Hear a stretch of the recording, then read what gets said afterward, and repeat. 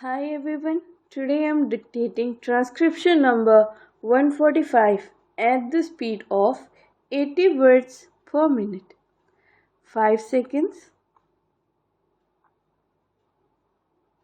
Start. Mr. Chairman, I wish to support this bill not because this is really a measure which will improve the conditions under which these institutions have come into existence in our country, but because I feel even a small thing like this, which will regulate the running of these homes, might do some temporary good. If we examine the reasons why these homes have come into existence, we will find that it is really a reflection on the social backwardness, because women are not educated, because women do not have the right to own property. Naturally, they are deserted, neglected, and are driven to the necessity of going into these homes run by the men in our society. These people run these homes under the guise of public charity, but these homes have really become centers of immoral traffic in our cities.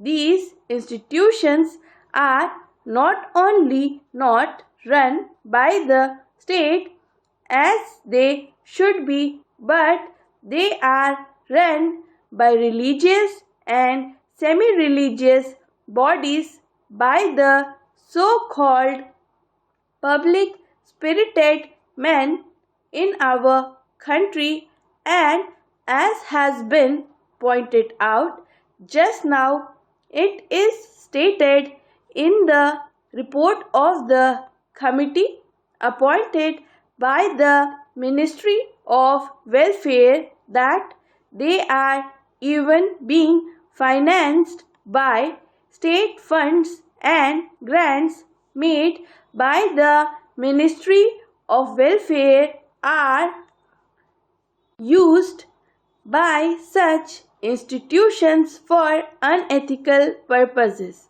I do not know how we will be able to control them by passing a bill like this, which will give them some kind of supervision by the state.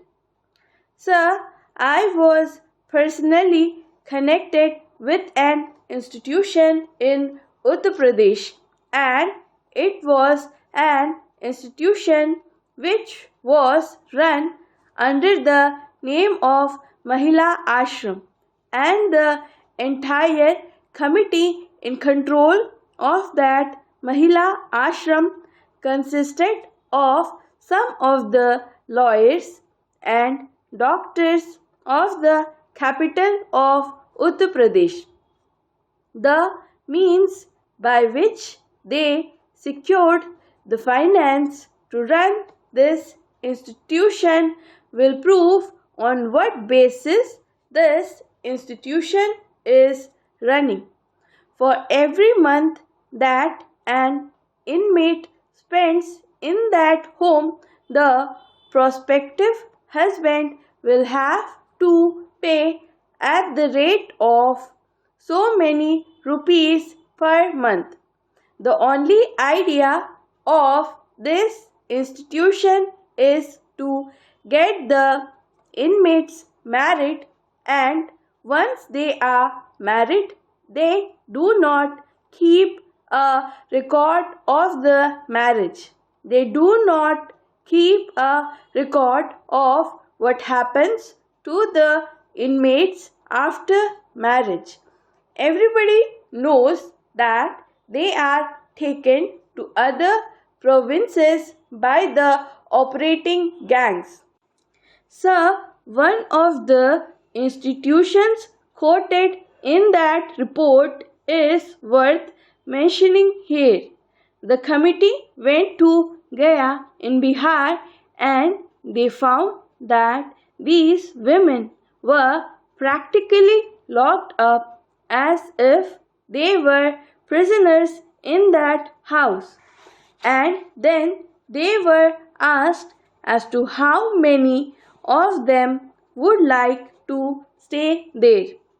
12 out of the 16 ran out of the house. It is typical not of a few but of the majority of the houses run under the name of women's home or under the grand name of Mahila Ashrams.